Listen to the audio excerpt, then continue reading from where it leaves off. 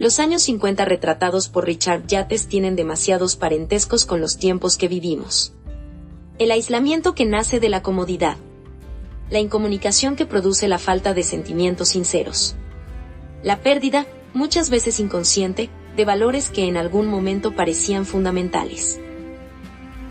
Brillantes y confundidos, Frank y April Wheeler tratan de sostener sus ideas incluso contra ellos mismos y sus debilidades. Yates los examina con una lucidez conmovedora en esta magnífica novela, una indagación profunda sobre lo que las personas dejan que la sociedad haga con ellas. Richard Yates. Vía revolucionaria.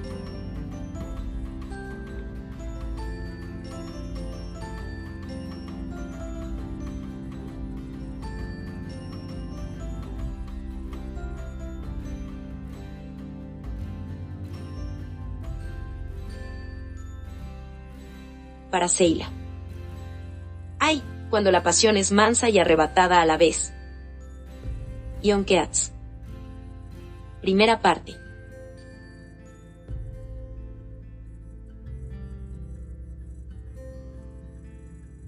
1. Los sonidos finales del ensayo general dejaron a los Laurel Players allí plantados, sin nada que hacer, callados e indefensos, parpadeando ante las candilejas de un auditorio vacío. Apenas se atrevieron a respirar cuando la figura solemne y menuda del director salió de los asientos desnudos para reunirse con ellos en el escenario, mientras sacaba de bastidores sin contemplaciones una escalera de mano y trepaba a la mitad de la misma y les decía, tras aclararse varias veces la garganta, que eran gente con muchísimo talento, gente con la que era maravilloso trabajar. No ha sido fácil, dijo, mientras sus gafas despedían discretos destellos hacia el proscenio. Hemos tenido muchos problemas, y, para seros franco, ya casi me había resignado a no esperar gran cosa de vosotros. Pues bien, tal vez os sonará cursi, pero aquí ha pasado algo. Esta noche, mientras estaba sentado ahí abajo, he tenido la clara certeza de que todos vosotros estabais poniendo el corazón por primera vez en vuestro trabajo. Abrió los dedos de una mano sobre el bolsillo de su camisa para ilustrar hasta qué punto el corazón era una cosa simple, física. Luego lo cerró formando un puño, que procedió a agitar lentamente en una larga y callada pausa dramática, mientras cerraba un ojo y dejaba que su húmedo labio inferior escenificara una mueca de orgullo triunfal.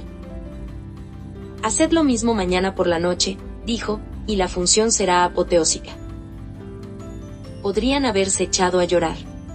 Temblorosos, procedieron en cambio a lanzar vítores y risas, a estrecharse las manos y a besarse, y alguien salió a por una caja de cerveza y todos se pusieron a cantar en torno al piano de la sala hasta que, por unanimidad, decidieron que lo mejor sería dar por terminado el jolgorio y regalarse un buen sueño reparador. Hasta mañana, se dijeron, contentos como niños, y mientras volvían a sus casas a la luz de la luna descubrieron que podían bajar la ventanilla del coche y dejar que entrara el aire, con sus saludables aromas de greda y flores nuevas. Era la primera vez que muchos de los Laurel Players se permitían el lujo de certificar la llegada de la primavera. Corría el año 1955 y el lugar era una zona del oeste de Connecticut donde recientemente 3 poblaciones grandes habían quedado fundidas por una amplia y clamorosa carretera llamada Ruta 12. Laurel Players era una compañía de aficionados, pero de las buenas y serias. Sus miembros habían sido reclutados entre los adultos jóvenes de aquellas 3 localidades, y este iba a hacer su primer montaje. Pasaron todo el invierno reunidos en la sala de estar de uno o del otro para mantener encendidas charlas sobre Ibsen, Shaw y O'Neill, y luego para la votación a mano alzada, en la que una sensata mayoría había elegido el bosque petrificado. Después, para el casting preliminar, se habían entregado semana a semana con una creciente dedicación. Podían opinar en privado que el director era un tío curioso, y lo era, en cierto modo, parecía incapaz de hablar de otra manera que no fuese con la mayor seriedad, y solía concluir sus parrafadas sacudiendo ligeramente la cabeza, con el consiguiente bamboleo de sus mejillas, pero lo querían y lo respetaban, y creían a puño cerrado en casi todo lo que decía. Toda obra merece lo mejor de cada actor o actriz, les había dicho en una ocasión. Y en otra. Que no se os olvide. Aquí no estamos montando una obra y nada más. Estamos creando un teatro comunitario, y eso es algo muy importante. Lo malo era que ya desde el principio habían temido que acabarían haciendo el ridículo, y habían agravado ese temor con el propio miedo a reconocerlo. Al principio ensayaban los sábados, por lo visto, siempre en una de aquellas tardes sin viento de febrero o marzo, cuando el cielo está blanco, los árboles negros y los campos y los montículos de tierra yacen desnudos y tiernos entre la nieve marchita. Al salir por la puerta de sus respectivas cocinas, deteniéndose un instante para abrocharse la chaqueta o ponerse los guantes, los Plars veían un paisaje en el que tan solo unas pocas casas viejas y destartaladas parecían estar en su medio. Eso hacía que sus propias casas se vieran ingrávidas e inestables, tan fuera de lugar como otros tantos juguetes nuevos y relucientes que hubieran quedado durante la noche a merced de la lluvia. Tampoco sus automóviles parecían adecuados, innecesariamente grandes y vistosos con sus colores de caramelo y helado, como si se asustaran a la menor salpicadura de barro, se arrastraban tímidamente por las accidentadas calles que iban a parar desde todas direcciones a la suntuosa y bien nivelada Ruta 12.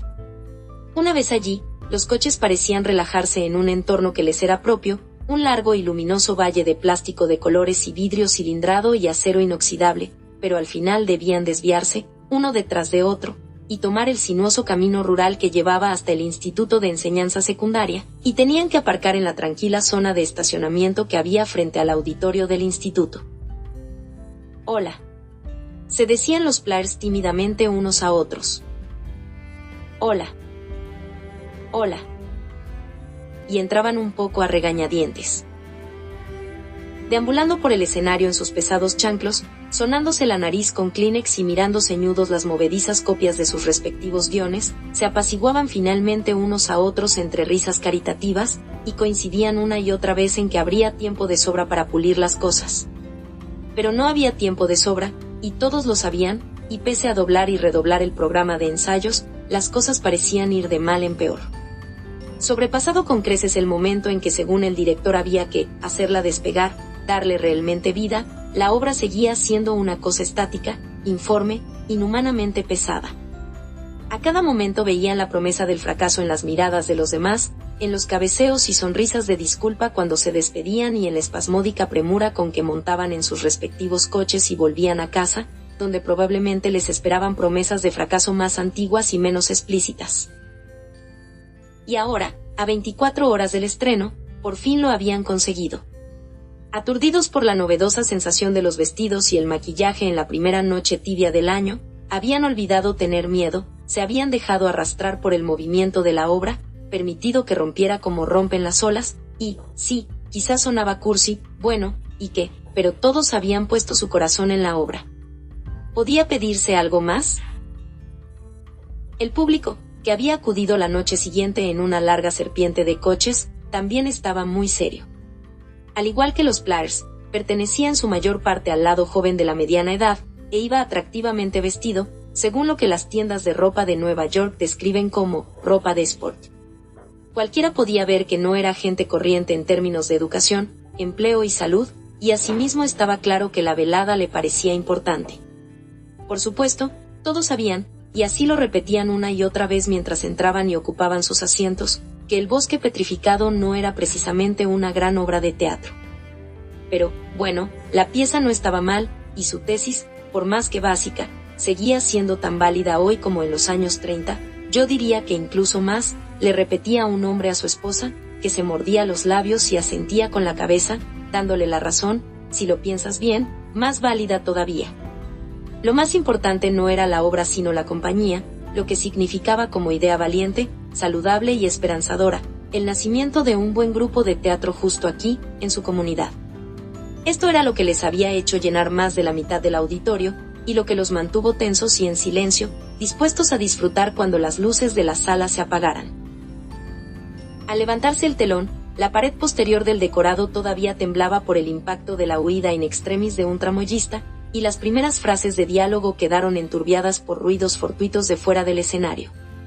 Estos pequeños desórdenes eran señales del ambiente de histeria que empezaba a reinar entre los Laurel Plars, pero más allá del proscenio no hacían sino aumentar la sensación de que iba a ser una función excelente. Fue como si estuvieran diciendo, esperad un poco, esto todavía no ha empezado. Estamos todos un poquito nerviosos, pero os rogamos que tengáis paciencia. Y pronto holgó cualquier excusa, pues el público estaba viendo ya a la chica que hacía el papel de Gabrielle, la heroína. Se llamaba April Wheeler, y su aparición hizo que la palabra, encantadora, corriera de boca en boca por el patio de butacas. Un poco después se sucedieron esperanzados codazos, o susurros de «es realmente buena», y las personas que sabían casualmente que había estudiado en una de las mejores escuelas de arte dramático de Nueva York hacía menos de 10 años asintieron con orgullo. April era una mujer alta de 29 años, pelo rubio ceniza y una belleza patricia que la iluminación de pacotilla no conseguía desfigurar, y el papel parecía irle como anillo al dedo. Ni siquiera importaba que ser madre de 2 hijos la hubiera dejado un poco demasiado gruesa de caderas y muslos, pues se movía con la gracia sensual de la virginidad. Cualquiera que estuviese mirando a Frank Wheeler, el joven de cara redonda y aspecto inteligente que estaba mordiéndose el puño en la última fila de la platea, habría dicho que parecía menos su marido que su pretendiente. A veces tengo la sensación de que estoy llena de vida, estaba diciendo ella, y tengo ganas de salir y hacer algo absolutamente loco y maravilloso. Entre bastidores, acurrucados a la escucha, los otros actores sintieron por ella un repentino amor, o, cuando menos, una predisposición a amarla, incluso aquellos que se habían tomado a mal cierta falta de humildad por parte de ella en los ensayos. Y es que April era su única esperanza. El primer actor se había presentado aquella mañana aquejado de un virus intestinal. Había llegado al teatro con fiebre alta, pero insistiendo en que se sentía lo bastante bien para seguir adelante. Sin embargo, 5 minutos antes de la llamada para el telón había empezado a vomitar en su camerino, y el director no había podido hacer otra cosa que mandarlo a casa y adjudicarse él mismo el papel. Todo sucedió tan deprisa que nadie tuvo tiempo de pensar en salir al proscenio para anunciar la sustitución. Algunos actores secundarios no llegaron a enterarse de ello hasta que oyeron la voz del director en el escenario, pronunciando el texto que habían esperado oír en la voz de otro hombre. El pobre estaba haciendo todo lo que podía, recitando cada frase con un toque semiprofesional, pero no se podía negar que su aspecto era el menos indicado para el papel de Alan Squires, achaparrado y medio calvo, y prácticamente incapaz de ver nada sin sus gafas, que había declinado llevar en escena. Desde que había hecho su entrada, los actores secundarios no dejaban de interrumpirse unos a otros y de olvidar su sitio en el escenario, y ahora, en mitad de la importante alocución del primer acto acerca de su propia superficialidad, sí, cerebro sin objetivos, nariz sin sonido, forma sin sustancia, una de sus manos había volcado un vaso de agua, derramándola sobre la mesa. El director trató de disimularlo con una risita y una serie de morcillas, ¿lo ves? Así soy yo de inútil, trae, deja que te ayude a limpiarlo, pero el resto de la parrafada se había echado a perder. El virus de la catástrofe, latente y amenazador durante aquellas semanas, había hecho erupción y, empezando por el hombre que vomitaba ahora en su camerino, había contagiado a todo el reparto, con la excepción de April Wheeler. ¿No te gustaría que yo te amara?, estaba diciendo ahora. Sí, Gabriel, dijo el director, sudando a mares. Me gustaría que me amaras. ¿Te parezco atractiva? Bajo la mesa, las piernas del director empezaron a bailar sobre el muelle de su pie flexionado. Hay palabras más adecuadas para describirte. Entonces, ¿por qué al menos no lo intentamos? Estaba trabajando sola y debilitándose visiblemente a cada frase que decía. Antes de finalizar el primer acto, el público ya se había dado cuenta, lo mismo que la compañía, de que la actriz había perdido el hilo, y el desconcierto no tardó en contagiar a todos. Había empezado a alternar entre falsos gestos teatrales y una inmovilidad de puños apretados, tenía los hombros alzados y rígidos, y a pesar del profuso maquillaje se le notaban en la cara y el cuello los colores de la humillación.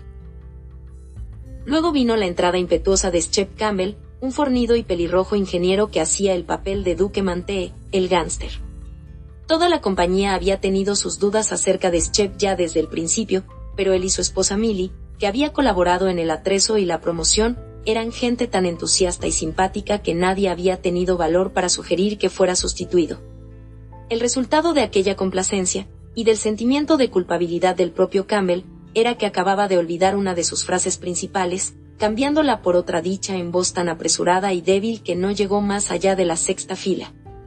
Por lo demás, se conducía menos como un forajido que como un servicial empleado de tienda de comestibles, con sus pequeñas reverencias y sus mangas subidas. En el intermedio, el público salió a fumar al pasillo del instituto en grupos visiblemente inquietos mientras examinaban el tablón de anuncios y se secaban las manos húmedas en sus pantalones rectos y sus elegantes faldas de algodón. Nadie quería volver a la sala y aguantar el segundo y último acto, pero todos lo hicieron. Y también los Players, cuyo único pensamiento, tan evidente como el sudor en sus rostros, era acabar lo antes posible con aquel desastre. La cosa pareció prolongarse durante horas, una cruel y prolija prueba de resistencia en la que la actuación de April Wheeler fue tan mala como la de los demás, si no peor. En el clímax de la obra, donde las indicaciones escénicas apuntan que la crudeza de la escena de la muerte sea puntuada por disparos desde el exterior y detonaciones de la metralleta de Duke, Shep Campbell apretó el gatillo con tan poco tino, y la salva desde bastidores fue tan sumamente ruidosa, que el texto de Los Enamorados se perdió en medio de un caos humeante y ensordecedor. La caída del telón fue recibida como un acto de misericordia. La ovación, no muy sonora, se prolongó intencionadamente para permitir dos llamadas a escena, una que pilló a los actores camino de los camerinos, de espaldas y chocando entre ellos, y otra que reveló a los tres protagonistas en un fugaz cuadro de desolación, el director pestañeando miope, Shep Campbell con el semblante adecuadamente furioso por primera vez en toda la noche, y April Wheeler paralizada en una sonrisa de circunstancias.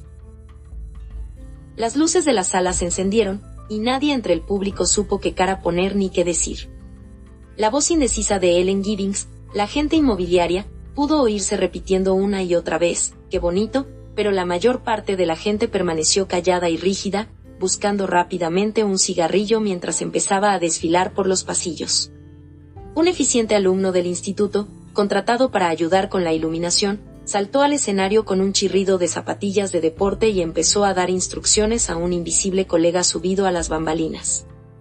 El chico se quedó allí de pie, un tanto cohibido, consiguiendo mantener en sombras buena parte de sus granos mientras giraba orgulloso el cuerpo exhibiendo las herramientas de electricista, navaja, tenazas, rollos de alambre, que llevaba en una funda de aspecto profesional hecha de cuero lubricado que pendía baja sobre una nalga tensa de su traje de faena. Luego la batería de luces se extinguió, el chico hizo un pálido mutis y el telón quedó convertido en una desvaída pared de terciopelo verde, sucia de polvo. No había ya otra cosa que ver más que los rostros del público en sus prisas por dirigirse hacia la puerta principal. Ansiosos, con ojos desorbitados, por parejas, actuaban como si escapar serena y ordenadamente de aquel lugar fuera la más imperiosa de sus necesidades, como si de hecho no fueran capaces de empezar a vivir de nuevo hasta estar más allá de las rosadas nubecillas de los gases de escape y de la crujiente gravilla de aquel aparcamiento, donde un cielo negro se perdía en la inmensidad de las alturas, y había cientos de millares de estrellas.